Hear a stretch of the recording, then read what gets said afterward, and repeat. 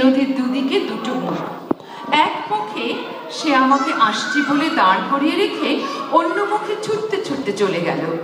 আর যেতে যেতে বুঝিয়ে দিল, আমি অমনি করে আসি গো, অমনি করে যাই।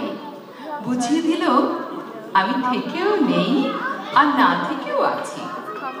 আমার কাঁধের উপর হাত রাখলো সময়, তারপর কানের কাছে ফিসফিসিয়ে বললে, দেখলে কাণ্ড দেখলে, আমি কিন্তু কখনো তোমাকে ছেড়ে থাকি না। তার কথা শুনে হাতের মুঠোটা খুললাম। কাল রাত্রির বাসি ফুলগুলো সত্যি শুকিয়ে কাঠ হয়ে আছে। গল্পটার কোনো মাথামুন্ডু নেই, গল্পটার কোনো মাথামুন্ডু নেই বলে বুড়ো ধাড়িদের একেবারেই ভালো লাগলো না। আর তাছাড়া গল্পটা বানানো, পাছে তারা উঠে যায়, তাই তাড়াতাড়ি ভয়ে ভয়ে আবার আবার আরম্ভ করলাম। তারপর যেতে যেতে যেতে যেতে দেখি বনের মধ্যে প্রকাণ্ড একটা বাড়ি, সেখানে খা খা করছে ঝড়, আর সিঁড়িগুলো সব যেন স্বর্গে উঠে গেছে।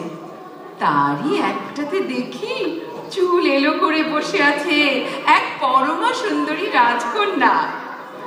লোকগুলোর চোখ চকচক করে উঠলো। মা গো! তারপর তারপর আমি বলতে লাগলাম।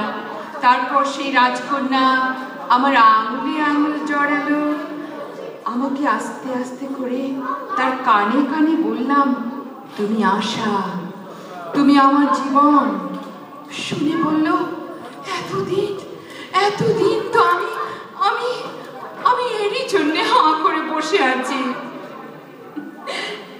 বাকি সবাইরা আগ্রহে উঠে বসে আমায় জিজ্ঞেস করলো, এই তারপর তারপর?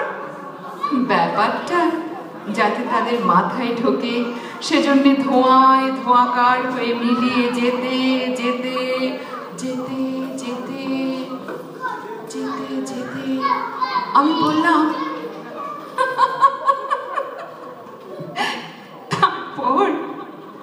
তারপর কি বলবো, সেই রাক্ষসী আমাকে খেলো।